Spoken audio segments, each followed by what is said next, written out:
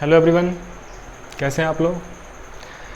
तो देखिए, पिछली क्लास में हमने किया था कुछ क्वेश्चंस एनसीईआरटी के, है ना, जो कि बेस्ड थे आईपीएससी पर और क्लासिफिकेशन पर।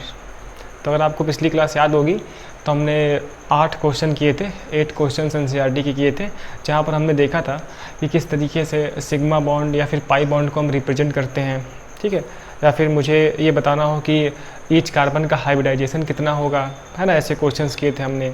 एक हमने होमोलॉग वाला क्वेश्चन किया था, याद है। और डिफरेंट टाइप के क्वेश्चंस जहाँ पर मुझे बताना था कि फंक्शनल ग्रुप कौन सा लगा होता है, ठीक। तो जितने भी क्वेश्चंस एनसीईआरटी में थे जो कि हमने पढ़ रखा है ना, मतलब जितना हमने टॉपिक अभी तक पढ़ा है स्टार्टिंग से, ऑर्गेनिक वाले की आईपीएससी, उसका इंट्रोडक्शन, ठीक है, एंड जो क्लासिफिकेशन था, ठीक है, और फिर आइसोमेरिज्म पे जो बात थी, तो आइसोमेरिज्म पर अभी तक हमने क्वेश्चन नहीं किया है, ठीक। एंड एनसीईआरटी में भी इतने क्वेश्चंस नहीं दिए हुए हैं जो चैप्टर अभी हम पढ़ रहे हैं, है ना। तो मैं आइसोमेरिज्म पे अलग से ही क्वेश्चन करवा दे रहा हूँ, जिससे कि आपको थोड़ा सा आइडिया लग जाए कि आइसोमेरिज्म पर कैसे कैसे क्वेश्चंस आ सकते हैं, ठीक।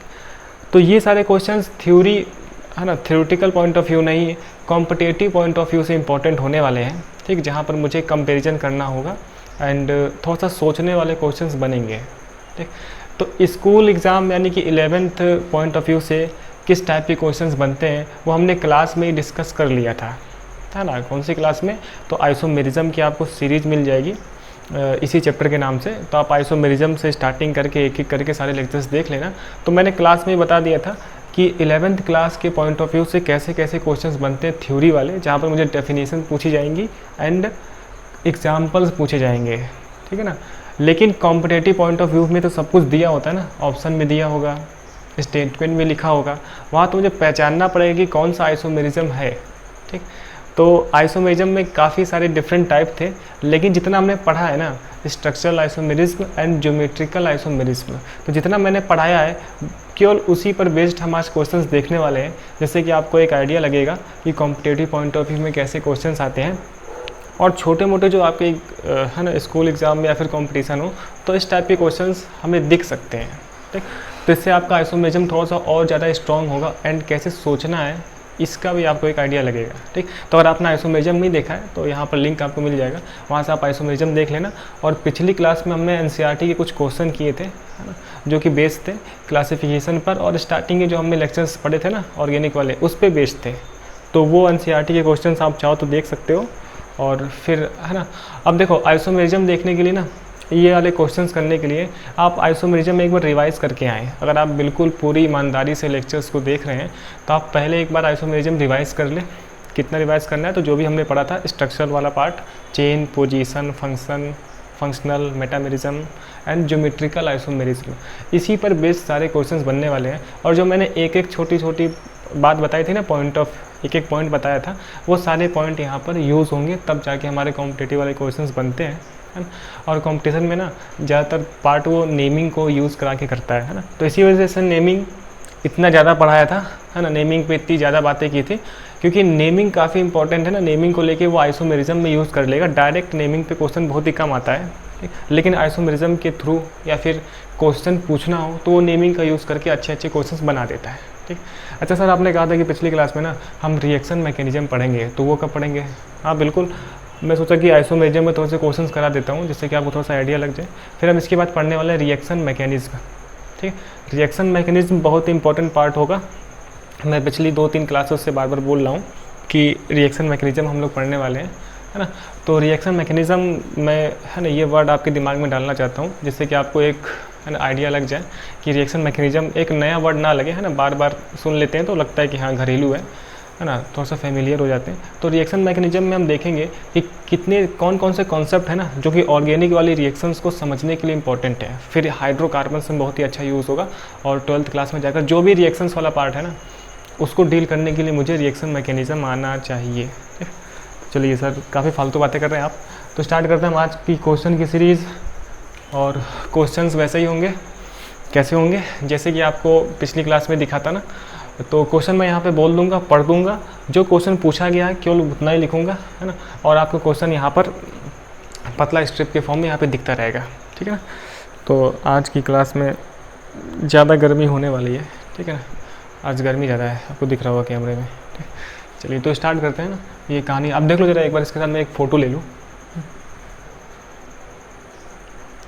ठीक है ना, इसके साथ एक फ़ोटो थंबनेल के लिए। चलिए तो ये मेरी ग्रामर पे मत जाइएगा आप लोग, एक स्मॉल एक कैपिटल है, तो ये देखने के लिए अच्छा सुंदर लगे ऐसा बनाया है। आप लोग वहाँ पर ग्रामर वगैरह ना चेक करने लगना, है ना, क्या बोलते हैं पंक्चुएशन ऐसा कुछ बोलते हैं, कैपिटल स्मॉल ऐसा सब लिखा है ना, तो ये सब देखने के लिए। हाँ जी, तो बात करते हैं हम लोग। क्या बात करेंगे सर, कुछ मैं और भी बातें करूँगा ना क्लास में आपसे, तो आप बिल्कुल ईमानदारी से, ठीक, अभी भी नहीं देखा है ना, क्या बोलता हूँ मैं, अगर रिवाइज़ नहीं किए ना तो वीडियो को यहीं पॉज कर दें और रिवाइज़ कर ले पाए, है ना, नहीं तो फिर कॉपी खोल लो बगल में ना, क्योंकि इसमें क्या होता है तो पता होना चाहिए, तभी क्वेश्चन लग पाएगा। तो रिवाइज़ कर लो आप, और कॉपी पेन बैठ कर आराम से एक एक क्वेश्चन नोट कर लेना, है ना, और नोट करने के बाद पहले आप क्वेश्चन अटैम्प्ट कर लीजिएगा, है ना, मेरे बताने से पहले आप उसको अटैम्प्ट कर लीजिएगा, उसके बाद चेक करिए कि आंसर सही है या फिर नहीं सही है ना। तो ये जो भी क्वेश्चन होंगे एक engineering competitive point of view से इंपॉर्टेंट है ना, मतलब सर जो भी कंपटीशन वाले एग्जाम्स आते हैं ना वहाँ पे ऐसे क्वेश्चंस आ सकते हैं, है ना, इससे टफ भी आ सकते हैं। मैं आपको समझाने के लिए क्वेश्चंस का एक शक्ल दिखाता हूँ, एक रूप दिखाता हूँ, जिससे कि आपको आइडिया लगेगा कि ऐसे ऐसे क्वेश्चंस पूछे जाते हैं, जितना हमने पढ़ा है ना, कैसे क्वेश्चंस पूछे जाते हैं ये चीज़। तो मैं एक एक करके बात करता हूँ, ठीक। तो पहला क्वेश्चन आपके स्क्रीन पर ये रहा, 2 रुपये के लिए। हाँ जी, तो फिर से पिछली क्लास जैसा एक एनवायरनमेंट, पिछली क्लास जैसा एक माहौल, जहाँ पे आपको यहाँ मिलेगा क्वेश्चन नंबर 1, और छोटे क्वेश्चन हैं, ज़्यादा है कुछ खास है नहीं, लेकिन छोटी मोटी बातों के लेके बहुत ही टहलाने वाले क्वेश्चन है। तो पहला क्वेश्चन आपको दिख रहा होगा, तो मैं पढ़ता हूँ, आप देखिएगा। हाँ जी, which of the following is an isomer of diethyl ether, ठीक है। तो मुझसे बोल रहा है which of the following is an isomer of diethyl ether. तो 4 ऑप्शन दिए हुए हैं, तो इसमें बताना है ना डाई एथिल ईथर का आइसोमर कौन है, डाई एथिल ईथर का सर आइसोमर कौन है, ठीक है। मैं बार बार है ना माइक वगैरह देखता रहता हूँ, क्योंकि पिछली क्लासेस में कई बार हुआ है ना, रिकॉर्डिंग हो जाती है, पता चला कि माइक का वायर नहीं कनेक्ट है, तो पूरा है ना सत्यानाश हो जाता है। तो पहला क्वेश्चन सर मुझसे बोल रहा है, हाँ, विच of the following is an isomer of diethyl ether. तो पहले आप डाई एथिल ईथर बना लो, है ना। डाई एथिल ईथर होता है CH3 CH2O CH2 CH3। मैं बताया था ये होता है डाई एथिल ईथर, ठीक है, ये ईथर वाली कैटेगरी है, डाई एथिल ईथर। तो ईथर्स में अगर आपको याद हो ना, तो है ना काफ़ी चीज़ें थी, पहले आप ऑप्शन देख लेते हैं ना। मुझसे बोल रहा है ऑप्शन ए ना इस तरीके से एक कंडेंस्ड स्ट्रक्चरल फार्मूला दिया हुआ है, जहाँ पर CH3 होल थ्राइस COH दिया है, ठीक। मैं आपको बताऊंगा भी ना कि कैसे क्वेश्चन को सोचना था, एंड दिया हुआ है CH3 होल ट्वाइस, ठीक है, CHOH, ठीक है। क्वेश्चन आपकी स्क्रीन पे दिख रहा होगा अभी भी। नेक्स्ट है C3H7OH, क्यों C3H7OH, ये चीज़ C3H7OH, है ना। डी वाला क्वेश्चन मैं लिख रहा हूँ ना आपको समझाने के लिए, ऑप्शन लिख रहा हूँ। हाँ जी, C2H5 होल ट्वाइस CHOH, ठीक, C2H5 होल ट्वाइस CHOH। तो एक बार आप इसका आंसर बता दें, फिर देखें ना, वीडियो पॉज करके आप सोच लें, आंसर बता लें, लिख लें। हम स्टार्ट करते हैं आंसर के।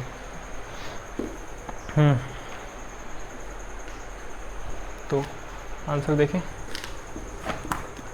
हाँ जी, आंसर देखते हैं हम लोग। तो आप जरा देखें, तो अगर कोई ईथर दिया हुआ है ना, कैसे सोचना है सर, चारों ऑप्शन में अल्कोहल है, क्यों, चारों ऑप्शन में मुझे अल्कोहल दिया हुआ है, ठीक है। ईथर से मुझे आइसोमेरिज्म चेक करना है, ईथर का मुझे आइसोमर चेक करना है, किसमें, अल्कोहल्स में चेक करना है। तो यहाँ से सर एक बात साफ होती है ना कि ईथर से अल्कोहल में कन्वर्ट हो रहा है, इसका मतलब क्या है सर, फंक्शनल, है ना, इसका मतलब क्या है कि फंक्शनल ग्रुप चेंज हो गया, फंक्शनल ग्रुप चेंज हो गया। तो हो ना हो यहाँ पर ये सारे फंक्शनल आइसोमर्स दिए हुए हैं, क्या दिए हुए सर, फंक्शनल आइसोमर्स, है ना। तो एक बिल्कुल गरीब बच्चे के लिए मैं फिर से आपको बता दूं, समझा दूं, गरीब बच्चा मतलब आपको पता है जिसको लेट में समझ में आता है, जिसको जल्दी समझ में नहीं आता है, पता नहीं आप क्या बोल रहे हो, और थोड़ा सा ना डिटेल बताएं आप, है ना, कैसे सोचना था।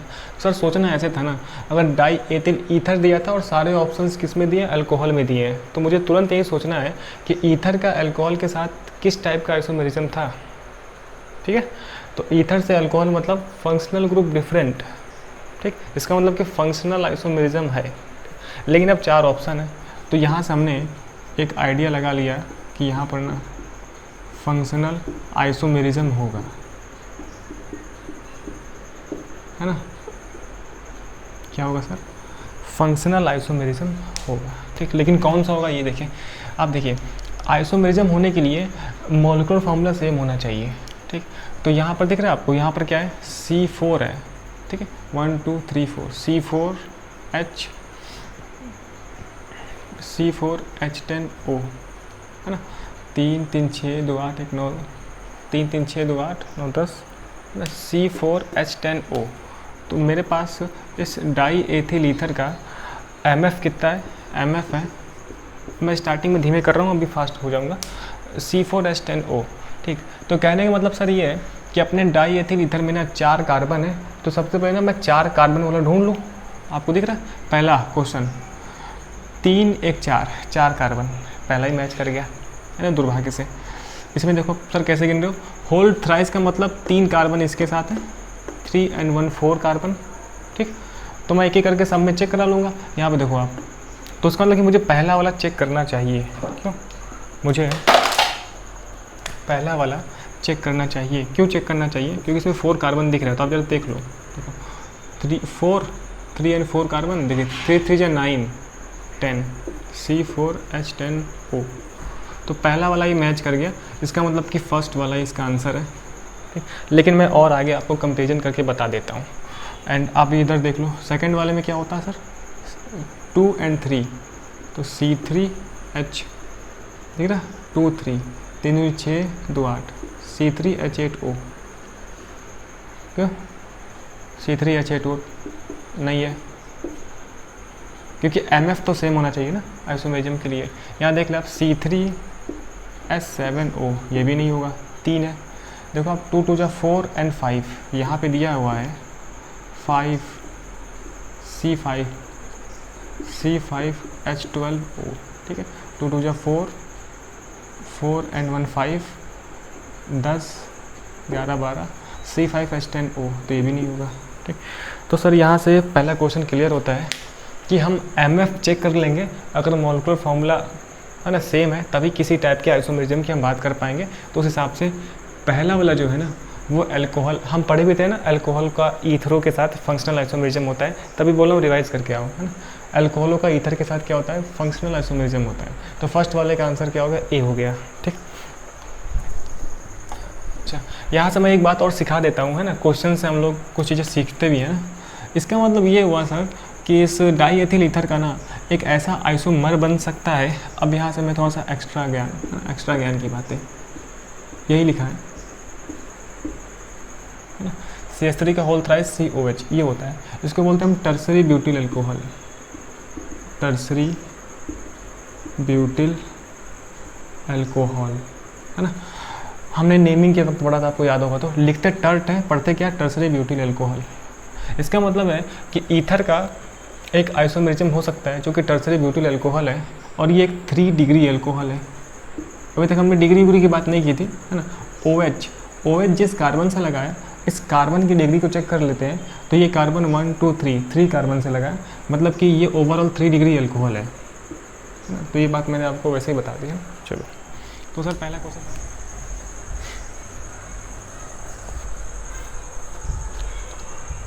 तो अगला क्वेश्चन जो भी आपके स्क्रीन पे, तो मुझे बोला है C6H14, ये एक अल्केन दिया हुआ है, ये एक अल्केन दिया हुआ है ना। अल्केन में क्या है, हेक्सेन है, क्यों, CnH2n + 2 14 में 12 13 14, है ना, ये हेक्सेन दिया हुआ है।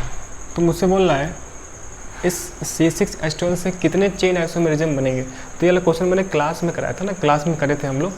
चलो क्वेश्चन के नाम पे ऑप्शन ले लें हम लोग। ऑप्शन क्या लिखा है,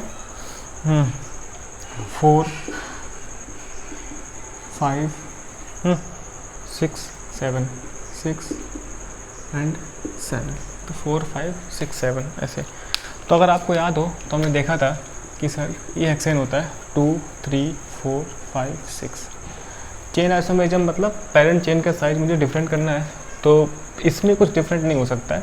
इसको मैं 5 कर लूँ, 2 3 4 5 एंड ये 6 दूसरे पे है ना, 2 3 4 5 एंड ये 6 तीसरे पे, ठीक है। ये चीज़ 5 रखते हुए अब कुछ और नहीं हो सकता है। 2 3 4 पढ़े थे ना, 5 6 अलग अलग कर लेते हैं, 4 5 6 2 3 4 एक ही पे 5 6, ठीक। अब कुछ नहीं हो सकता है ना, हमने किया था क्लास में कर रखा है। अगर आपके पास नोट्स रखे हो तो आप देख सकते हो, वहाँ पे हमने डिटेल बात की थी ना क्या क्या हो सकता था। इसका मतलब सर ये 1 2 3, ठीक है, 4 एंड 5। तो सर इस वाले का आंसर हो जाएगा 5 और टिक करके हम आगे बढ़ जाएंगे, ठीक है। तो ये बन गया हमारे पास 5। तो इसके सर 5 आइसोमर्स बनेंगे एल्केन के, यानी कि इस हेक्सेन के। तो ये क्लास में डिस्कस हुआ सवाल है, अब इसमें ज़्यादा बात नहीं करेंगे। चलिए नेक्स्ट सवाल, अगला क्वेश्चन मुझसे कह रहा है, आपको दिख रहा होगा स्क्रीन पर, CH3CH Cl2 and CH2Cl so which type of isomerism. तो इसमें मुझसे बोल रहा है कि किस टाइप का आइसोमेरिज्म है, ठीक। चलो तो एक एक करके बात करते हैं हम लोग इसको भी, है ना। अरे तो आप पहले क्या करो, पहले आप आंसर लिख लो, पहले आप आंसर लिख लें, पहले आप बता लें, उसके बाद आंसर देखें कि क्या होता है, ठीक है।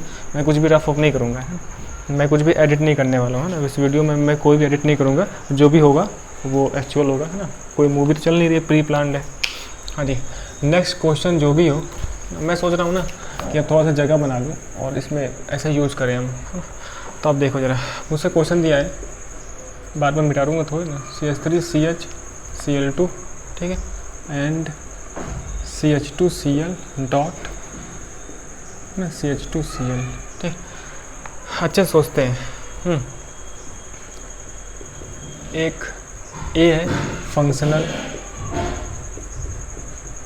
फंक्शनल, बी आपको दिख रहा होगा चेन, है ना, सी दिख रहा होगा आपको पोजीशन। हमने एक एक आइसोमेरिज्म पे एक एक लेक्चर किया है, आपको याद होगा, और आपके पास नोट्स भी बने हैं अगर आपने प्रॉपर पूरा लेक्चर देखा है तो, ठीक। तो इनमें से कौन सा आइसोमेरिज्म होगा आप ज़रा चेक कर लो, ठीक है। तो आइसोमेरिज्म देखने के लिए, चेन आइसोमेरिज्म देखने के लिए आईयूपैक नेम डिफरेंट होना चाहिए, है ना। एंड अगर फंक्शनल ग्रुप भी सेम है, बता चुके हैं ना, है ना, अब इतना मैं क्यों रट रहा हूँ, ठीक।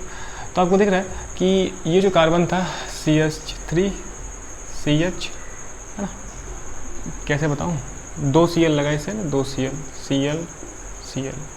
ठीक। तो कहने का मतलब ये है, और यहाँ पे क्या है CH2, इससे एक CH2Cl, ठीक है। तो आईयूपैक लिखो तो आप क्या लिखोगे, 1,1 डाई क्लोरो इथेन। क्यों आईयूपैक लिखो तो 1,2 डाई क्लोरो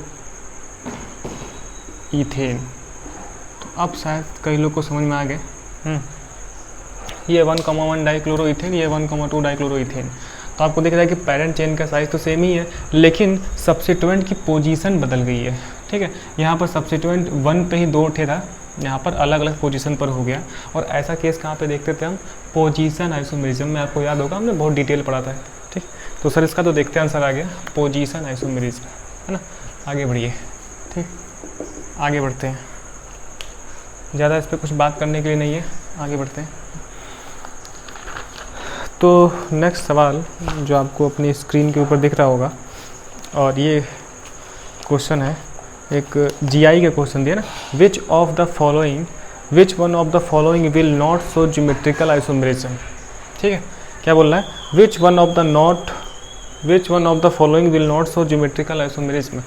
तो इनमें से कौन ज्योमेट्रिकल आइसोमेरिज्म नहीं शो करता है। तो मैंने बताया था क्या क्या कंडीशंस होती हैं उसके बेस पे, तो आप वहाँ से सोच सकते हैं। क्या क्या स्ट्रक्चर दिया है, स्ट्रक्चर बनाता हूँ, और आपको यहाँ पे स्क्रीन पे दिख रहा होगा भर के, लेकिन आपको समझाने के लिए मुझे स्ट्रक्चर यहाँ पर ड्रॉ करना पड़ेगा। तो पहला ये लिखा है CH2Cl, आपको बताया था याद है, HC एंड CH3। तो आप पहले कॉपी में ना अपना आंसर लिख लिया करें, उसके बाद आप मैच करा के देखा करें, ठीक है। हाँ जी, नेक्स्ट बी वाला दिया मुझे CH3। अच्छा, जैसा दिया है ना मैं लुक वैसा रखता हूँ जानबूझ के, जिससे कि आपको समझने में आसानी हो। अच्छा, ये डिफरेंट टाइप का ना लुक करके वो देता है, जिससे कि आपको कन्फ्यूजन हो, है ना। हो सकता है हम ये सारे सवाल किए हों क्लास में, लेकिन वहाँ पर जो रिप्रेजेंटेशन था ना वो हो सकता है डिफरेंट था, है ना, डिफरेंट था ही सही। अब देखो आप,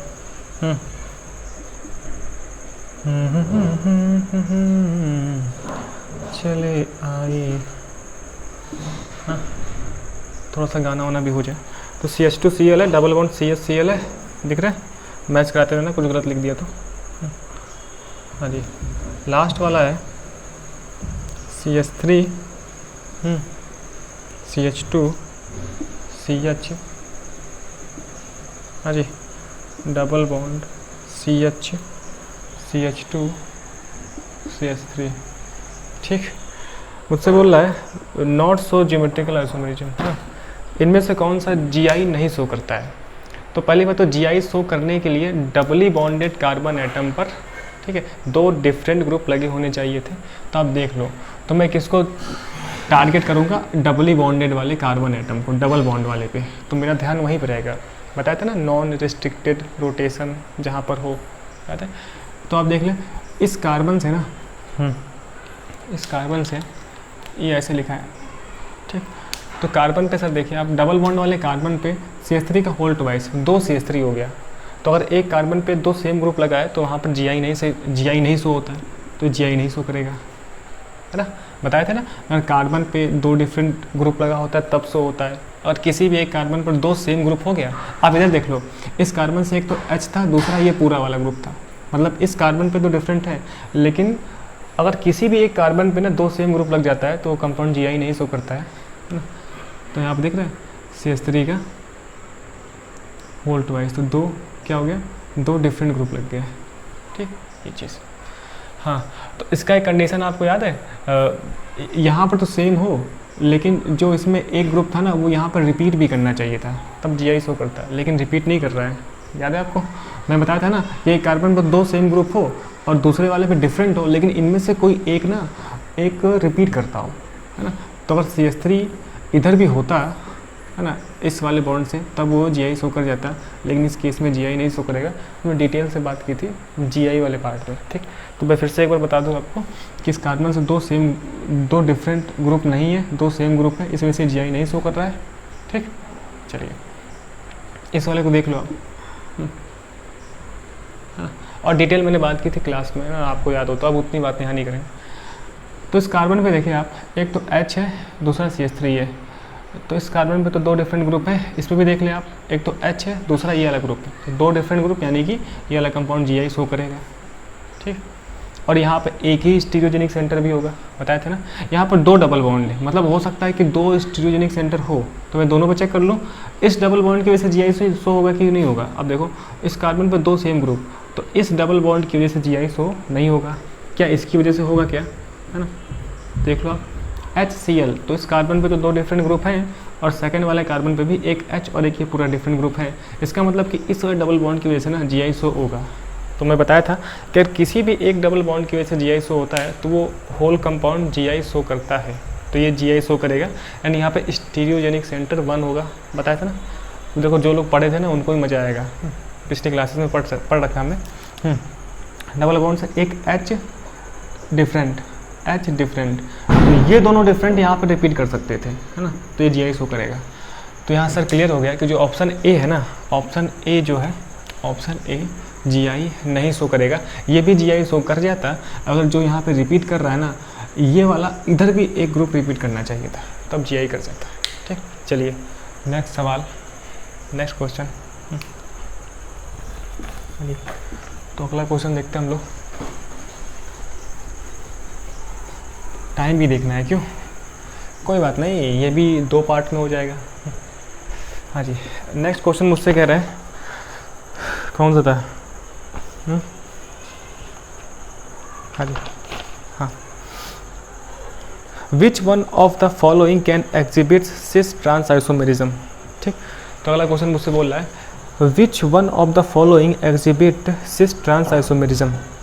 तो इनमें से कौन सा सिस ट्रांस आइसोमेरिज्म शो करेगा? तो सिस ट्रांस आइसोमेरिज्म शो करने के लिए जीआई शो होना चाहिए।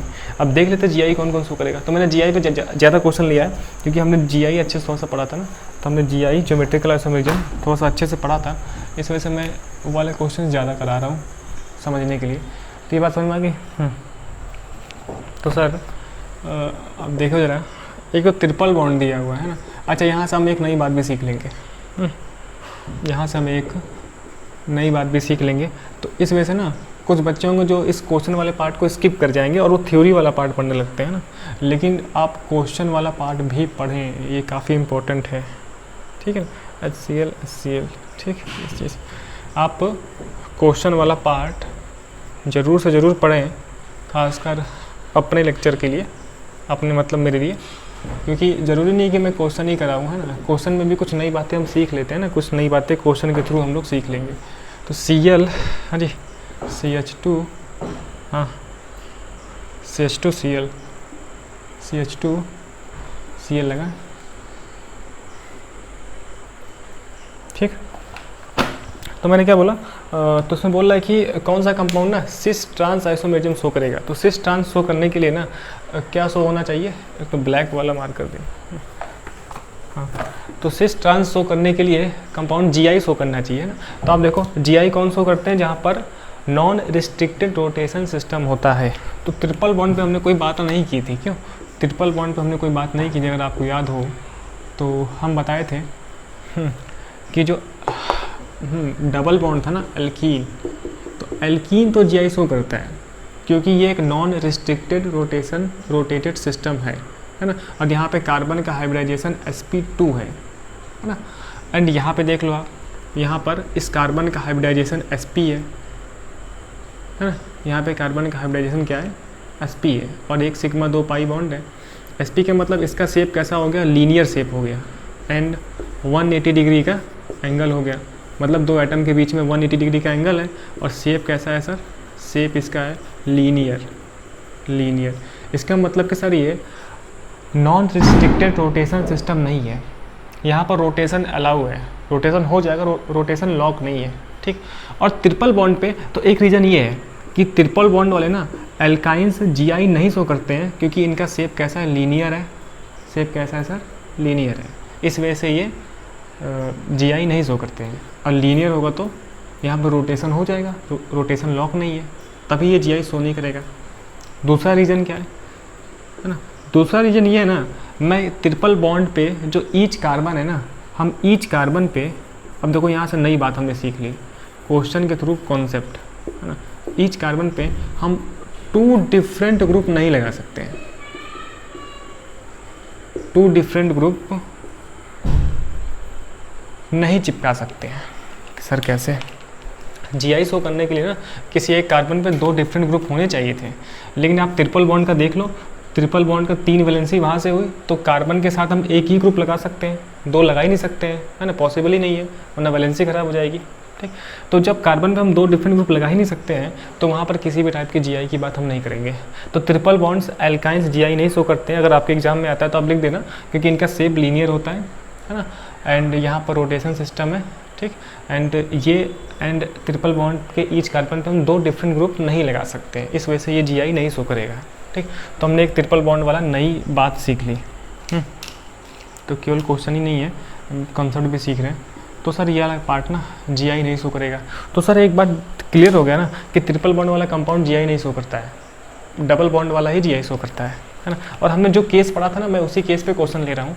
तो आप डबल बॉन्ड वाले को चेक कर लो, तो ये है सर डबल बॉन्ड वाला। इसका मतलब कि सर अच्छा सिंगल बॉन्ड, ये देखो सब जगह सिंगल बॉन्ड है ना।